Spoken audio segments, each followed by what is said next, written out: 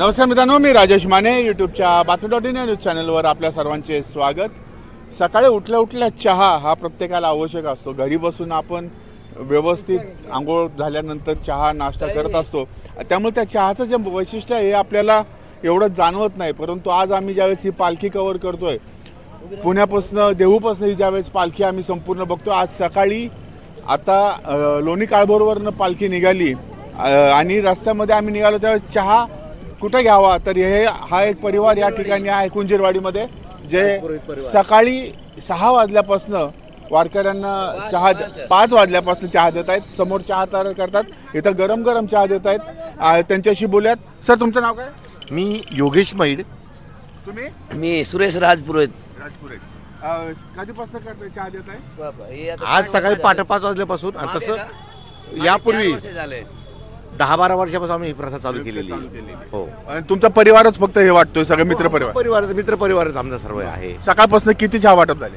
2,500 नक्की झाले। 2,500 नक्की झाले। हो मित्रांनो, सकाळी 5 वाजल्यापासून जे वारकरी आता यवतकडे निघालेले आहेत, त्या सर्व वारकऱ्यांना सकाळी सकाळी गरमागरम चहा देण्याचे हा परिवार करतायत। सर, धन्यवाद। Thank you sir.